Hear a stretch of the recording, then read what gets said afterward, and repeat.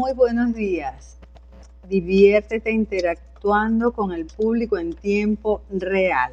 Estamos leyendo La actitud del éxito de Carol Dweck. Está haciendo acá un poquito de calor y sudamos, pues, como es natural. Ayer llegamos a la página,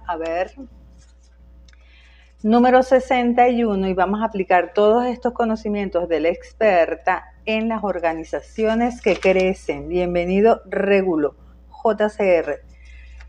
Estamos leyendo La actitud del éxito y las organizaciones que crecen actúan de esta forma. Jim Collins, Kate Fins, bienvenida, se propuso descubrir lo que hacía que algunas empresas pasaran de ser buenas a ser excelentes. Hoy estamos probando este micrófono.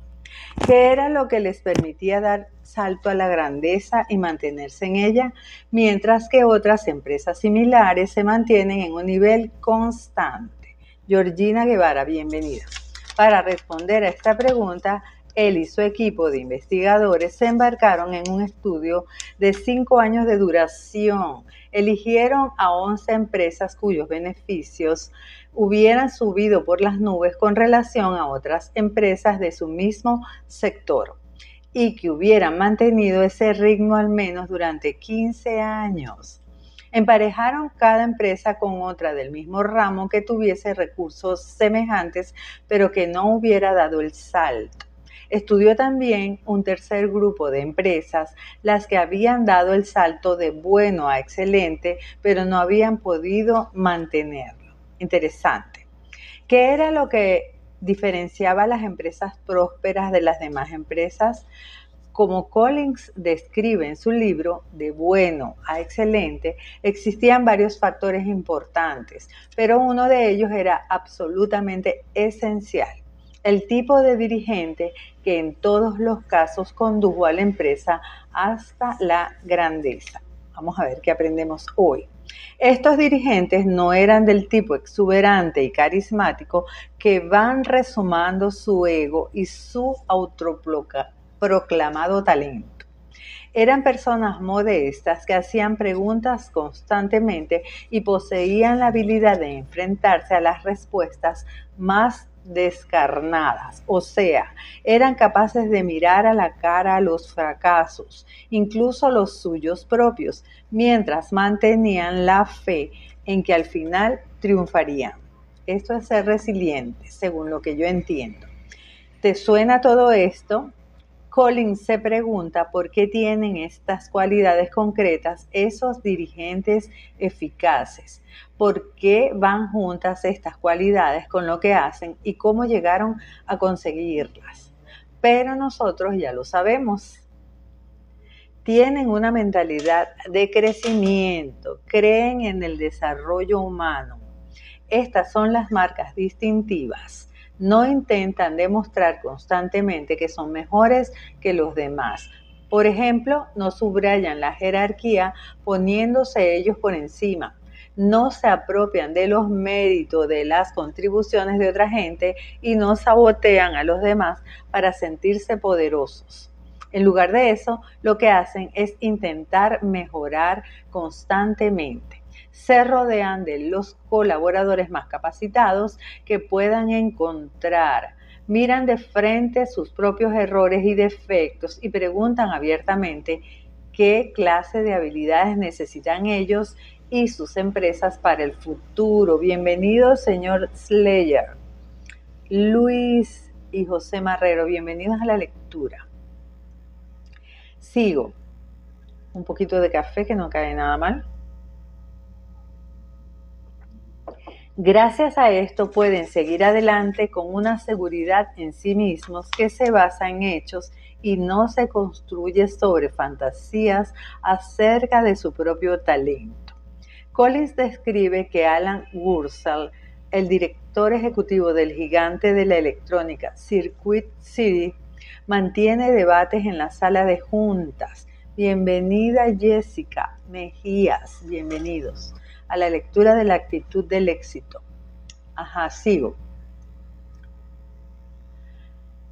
Este ejecutivo de la electrónica Circuit City mantiene debates en la sala de juntas. En lugar de impresionar simplemente a la junta directiva, Wurzel utiliza estas reuniones para aprender. Junto con su equipo ejecutivo pregunta, debate y espolea hasta que poco a poco va obteniendo una imagen clara de dónde está la empresa y hacia dónde tiene que dirigirse. Suelen llamarme el fiscal, ¿qué tal? Porque me concentro en una pregunta, le dijo Wurzel a Collins. Como el mordisco de un perro de presa, ya sabes. No suelto hasta que comprendo. ¿Por qué? ¿Por qué? ¿Por qué? Tengo una amiga que me dice así. Wurzel se considera a sí mismo como un caballo de tiro, un tipo normal, sensato y trabajador, pero tomó una empresa que estaba cerca de la bancarrota y durante los siguientes 15 años la convirtió en la que reparte unos dividendos más altos entre los accionistas que cualquier otra empresa de la bolsa de Nueva York. Ok, vamos a aprender acá. Un estudio sobre la mentalidad y las decisiones ejecutivas. Los dientes no están pintados. Nelson Dudamel, bienvenido, gracias por los top y los comentarios. Sigo. Robert Wood y Albert Bandura llevaron a cabo un estudio fascinante con alumnos de posgrado en empresariales, muchos de los cuales tenían experiencia en la gerencia. Gracias por seguirnos. Gracias, José Rodríguez, también. En ese estudio crearon gerentes del tipo Enron y gerentes del tipo Wurzel, situando a la gente en mentalidades distintas. A continuación les dieron a estos líderes empresariales incipientes una tarea compleja de gerencia en la que tenían que dirigir una organización simulada, concretamente una empresa de fabricación de muebles. Les digo que aquí las empresas de muebles han decaído mucho, porque bueno, por razones obvias la gente no compra, a lo mejor cambia esta situación. En esta tarea informatizada debían situar a los empleados en los puestos más adecuados y decidir la mejor manera de guiarlos y motivarlos. Para conseguirlo tenían que revisar sus decisiones constantemente basándose en la repercusión que éstas tenían sobre la productividad de los empleados. Ok. Los Fede, bienvenido. Los investigadores dividieron a los alumnos en dos grupos. A uno de los grupos se le puso en una mentalidad fija. A los integrantes se les dijo que la tarea medía sus capacidades básicas subyacentes. Cuanto más alta fuese su capacidad, tanto mejor sería su rendimiento. Al otro grupo se le puso en una mentalidad de crecimiento. Se les dijo que las habilidades de gestión se desarrollaban con la práctica y que la tarea les daría la oportunidad de cultivar esas habilidades. La tarea era difícil porque se les pedía a los alumnos que cumpliesen con un nivel alto de producción y se quedaron cortos, especialmente en sus primeros intentos. Como ocurrió en Enron, los que tenían mentalidad fija no canalizaron sus propios errores, pero los que tenían mentalidad de crecimiento siguieron aprendiendo. No se preocupaban sobre medir o proteger sus habilidades fijas. Se enfrentaban directamente con sus errores, utilizaban las críticas y cambiaban sus estrategias conforme a todo ello. Se hicieron cada vez mejores a la hora de comprender cómo aprovechar y motivar a sus trabajadores, con lo que su productividad mantuvo el ritmo. De hecho, acabaron por ser mucho más productivos que los de mentalidad fija. Es más, mantuvieron una saludable confianza en sí mismos a lo largo de toda la extenuante tarea. Funcionaban como Alan Wurzel. Y yo estoy probando acá un micrófono nuevo. Ojalá todo se escuche bien. El que me pueda decir si el audio es bueno, agradecida. Continuamos con la actitud del éxito. El liderazgo y la mentalidad fija. ¿Cómo funciona? Ángel C., bienvenido a la lectura. Al contrario de Alan Purcell, los líderes de las empresas comparadas por Collins tenían todos y cada uno de los síntomas de la mentalidad fija mostrados de forma todavía más evidente. Los líderes de mentalidad fija, como la gente de mentalidad fija en general, viven en un mundo en el que ciertas personas son superiores y otras inferiores. Tienen que reafirmar continuamente su superioridad y la empresa es simplemente una plataforma para ello. Los líderes de Collins se preocupaban normalmente por su reputación personal. Tanto era así que a menudo llevaban a la empresa hacia el fracaso cuando terminaba su mandato. No había continuidad, qué barbaridad. Como señala Collins al final, qué mejor testimonio de tu propia grandeza personal que el hecho de que la empresa se desmorone cuando tú te vas. En más de las 2/3 partes de esos líderes, los investigadores observaron un ego gigantesco que tan pronto aceleraba el cierre de la empresa como la mantenía en un segundo plano. Uno de esos líderes fue, adivinen quién, Lee Iacocca, tremendo director de Chrysler, que consiguió un cambio de rumbo milagroso para su empresa y luego se pasó tanto tiempo acicalando su fama que en la segunda parte de su mandato la compañía volvió a sumergirse en la mediocridad. No trascendió. Muchas de estas empresas comparadas funcionaban con lo que Collins llama el modelo genios con 1000 ayudantes. En lugar de construir un extraordinario equipo de gestión, como hacen las empresas del tipo de bueno a excelente, funcionaban con la hipótesis que viene de la mentalidad fija, de que los grandes genios no necesitan grandes equipos, solos les hacen falta pequeños ayudantes que lleven a cabo sus brillantes ideas. No creo que esto haya sido como el creador de Apple. Tenía otra mentalidad. No olvidemos que estos grandes genios tampoco quieren tener grandes equipos. Las personas de mentalidad fija desean ser los únicos peces grandes. Así, cuando se comparan a sí mismos con los que tienen alrededor, se pueden sentir por encima de ellos. En ninguna autobiografía de ningún director ejecutivo de mentalidad fija he leído mucho acerca de programas de orientación o de desarrollo para los empleados. Un síntoma. Sin embargo, en todas las autobiografías de mentalidad de crecimiento se ve una gran preocupación por el desarrollo de los empleados y hay extensos debates sobre ello. Por último, los genios se negaron a estudiar sus defectos, por supuesto. Como ocurrió con Enron, nos explica Collins que la cadena de supermercados Kroger con K, del grupo que fue de bueno a excelente, estudió valientemente las señales de peligro en los años 70. Señales de que las tiendas de alimentación al viejo estilo iban a extinguirse. Mientras tanto, su contrapartida, la empresa AIP, que una vez fuera la mayor organización de ventas al por menor del mundo, cerró los ojos. Por ejemplo, cuando AIP abría un nuevo modelo de tienda, el supermercado, y parecía que tenía más éxito que el modelo antiguo, la cerraba. No era lo que querían oír. Por el contrario, Kroger eliminaba o cambiaba cada tienda que no encajase con el nuevo modelo.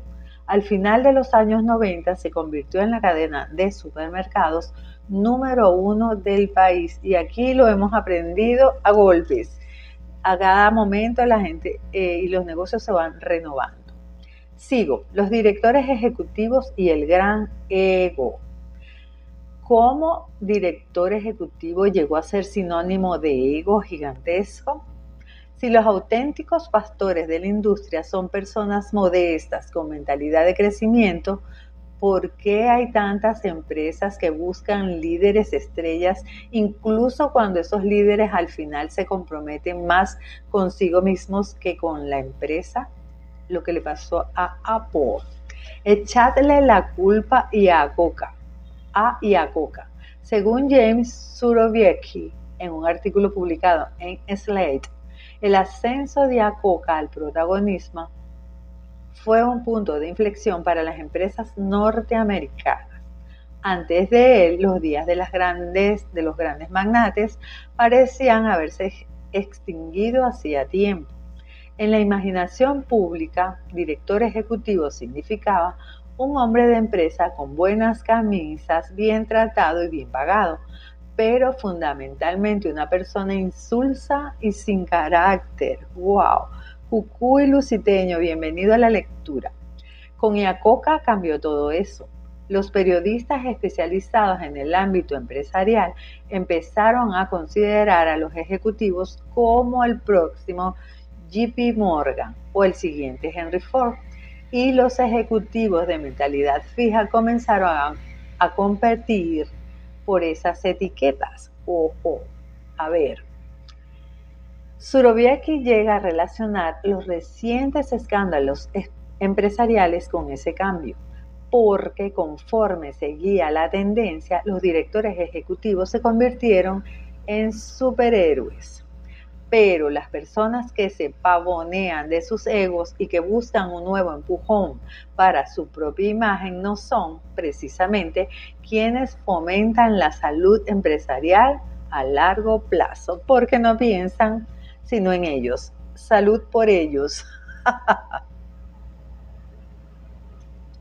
A lo mejor Iacocca es solamente un tipo carismático al que se le echa la culpa del hundimiento de la civilización, como se le echa también al rock and roll.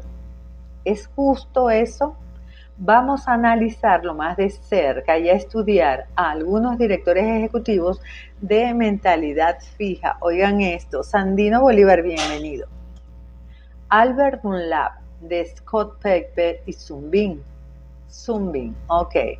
Jerry Levine y Steve Case, de America Online, AOL.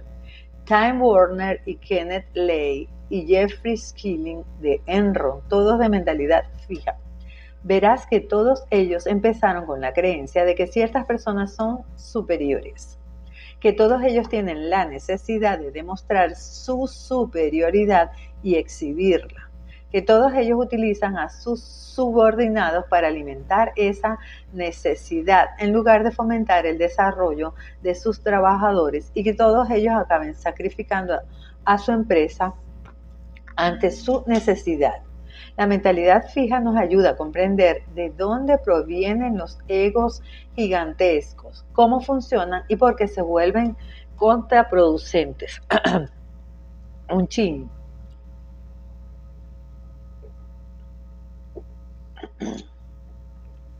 Ok, nos quedan unos minutitos, como 10 minutitos. Los líderes de mentalidad fija en acción. Iacocca, soy un héroe, se decía a sí mismo. Warren Bennis, el gurú del liderazgo, estudió a los mayores líderes empresariales del mundo. Esos grandes líderes le dijeron que no tenían la intención de ser líderes, que no tenían interés en demostrar su propia valía, que hacían justo lo que les encantaba hacer, con un entusiasmo y un empuje tremendos, y que eso los llevaba a donde los llevaba. Qué bonito. A ver, ¿cuántos los dirían de corazón y los otros por puro ego? Iacocca no era así, dice la autora. Sí, le encantaba el negocio del automóvil, pero sobre todo ansiaba ser alguien muy importante para Ford. Ya. Se moría por la aprobación de Henry Ford II y por los adornos de realeza de su despacho. Esas eran las cosas por las que podía medirse a sí mismo, las cosas que demostraban que él era alguien. Por las cosas materiales, ok.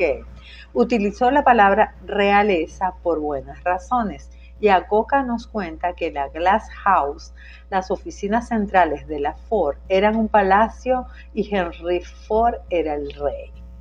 Y lo que es más, si Henry era el rey, yo era el príncipe heredero. Yo era el pupilo especial de su majestad. Todos nosotros nos dábamos la buena vida en la corte real.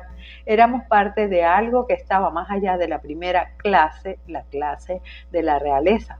Camareros de chaquetas blancas estaban a nuestro servicio todo el día y comíamos el almuerzo juntos en el comedor para ejecutivos. A diario nos traían lenguado en avión desde Inglaterra, la buena vida. Y Acoca consiguió cosas grandes en Ford, como apoyar y promover el Ford Mustang, que me encanta, y soñaba con suceder a Ford como director ejecutivo de la empresa.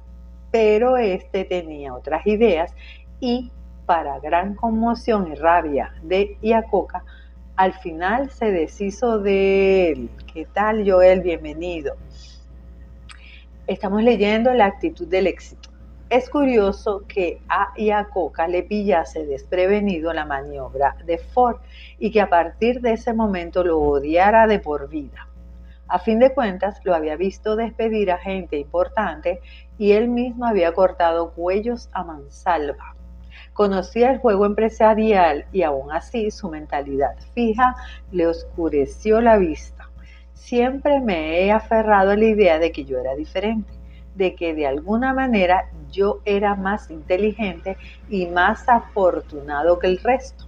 No pensé que eso pudiese ocurrirme a mí alguna vez. Lo puso en cursiva porque le llamó la atención. ¡Qué barbaridad! La fe que tenía en su superioridad intrínseca le había cegado. Y ahora el otro lado de la mentalidad fija se puso en marcha. Se preguntaba si Henry Ford habría detectado algún fallo en él, si quizá no era tan superior a fin de cuentas. Por eso no podía pasar página. No pasaba la página, Dios. Años después, su segunda esposa le dijo que debía superarlo de una vez. ¿No te das cuenta del gran favor que te hizo Henry Ford? Ser despedido de Ford te llevó a la grandeza. Eres más rico, más famoso y más influyente por causa de Henry Ford. Agradéceselo. Poco tiempo después se divorció de ella, no soportó la verdad. Así que el rey, que le había definido como alguien muy competente y valioso, lo rechazaba ahora como defectuoso. Con una energía feroz, Iacocca se dedicó a la monumental tarea de salvar la cara y de paso salvar a Chrysler Motors. Chrysler, que una vez fuera próspera rival de Ford, estaba al borde de la muerte, pero Iacocca y su reciente puesto de director ejecutivo actuaron con presteza para contratar al personal adecuado. Sacaron nuevos modelos al mercado y presionaron al gobierno para conseguir préstamos de rescate financiero. Solo unos pocos años después de su humillante salida de Ford, Iacocca fue capaz de escribir una autobiografía triunfal en la que declara: hoy soy un héroe. Muy brillante, pero cae en su propia trampa. Sigo, nos quedan 6 minutitos.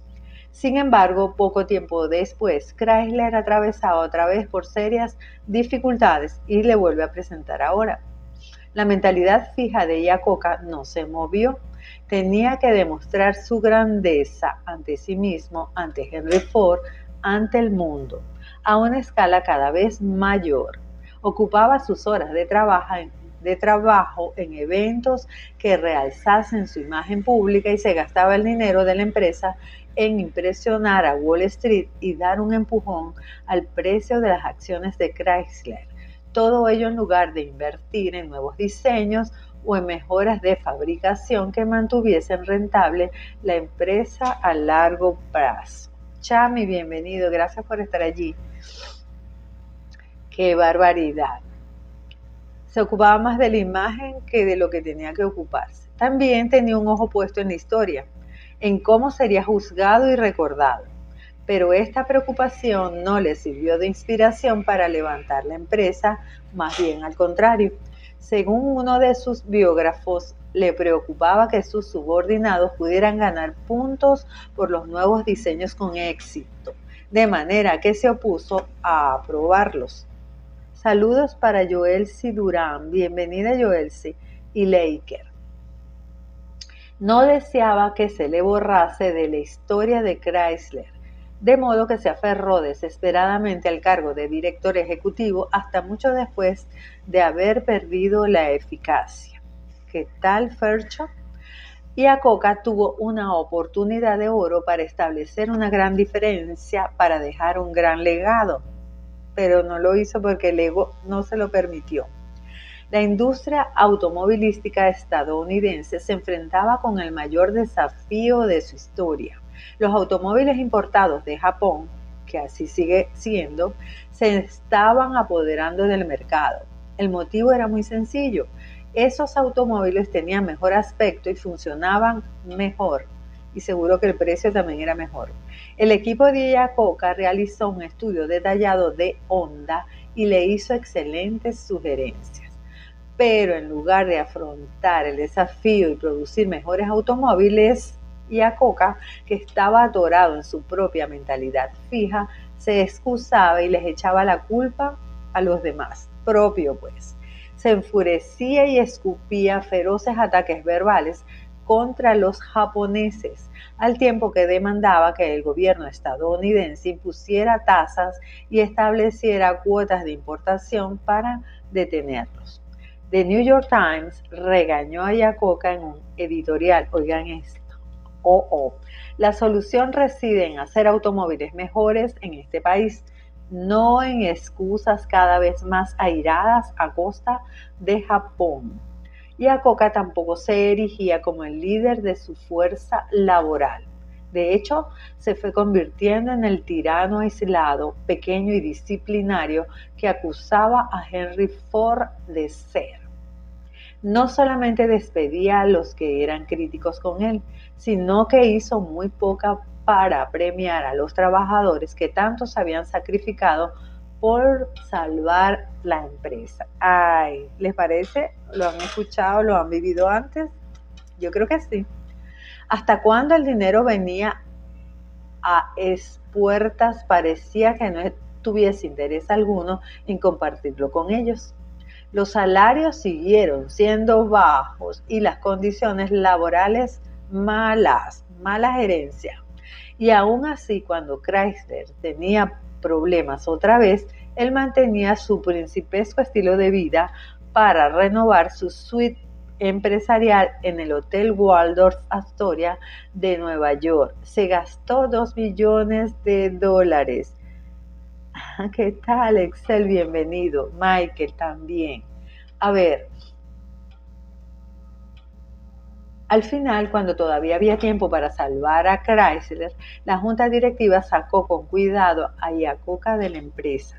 Le dieron una gran pensión, lo bañaron en acciones de la compañía y siguieron concediéndole muchos de sus beneficios empresariales. Pero él se hizo a un lado con rabia, especialmente porque su sucesor en el cargo parecía que gestionaba la empresa bastante bien. De modo que en un intento por volver a su trono, se unió a una operación hostil de control que puso en peligro el futuro de Chrysler. El plan falló, gracias a Dios, pero para muchos se confirmó que anteponía su ego al bien de la empresa. Ida Salazar 5, bienvenida. Estamos leyendo La actitud del éxito y nos quedan pocos minutos para culminar la lectura de hoy. Y como sucede muy frecuentemente, dice la autora, en la mentalidad fija, por esas mismísimas razones, Iacocca perdió la validación que ansiaba. Pero los directores ejecutivos, con el poder que ejercen, pueden crear un universo a su medida que satisfaga noche y día a su necesidad de validación, un universo al que solo lleguen buenas noticias acerca de su perfección y del éxito de la empresa, sean cuales sean las señales de aviso. Como recordarás, esa es la enfermedad de los directores ejecutivos y uno de los peligros de la mentalidad fija. ¿Sabes? Últimamente me he preguntado si Giacoca se ha recuperado de la enfermedad del director ejecutivo. Se dedica a recaudar dinero y pone mucho de su propio bolsillo, destinado a investigaciones innovadoras sobre la diabetes. ¿Qué tal? Además trabaja en el desarrollo de vehículos ecológicos. Quizá ahora que se ha liberado de la tarea de tener que mostrar su superioridad, pueda dedicarse a lo que realmente ama. ¡Wow! Aleccionador. Voy a buscar la historia de Giacoca y a ver por dónde anda ahora. Muchísimas gracias a ustedes por habernos acompañado a leer La actitud del éxito de Carol Dweck. Quedamos en la página número 65 y mañana aproximadamente a las 8 de la mañana, hora de Venezuela, seguimos leyendo. Dejo esta lectura de hoy colgada en TikTok, Instagram y YouTube. Muchísimas gracias, Esteban. Gracias por estar allí. Victoria, nos vemos mañana. Gracias. Chao.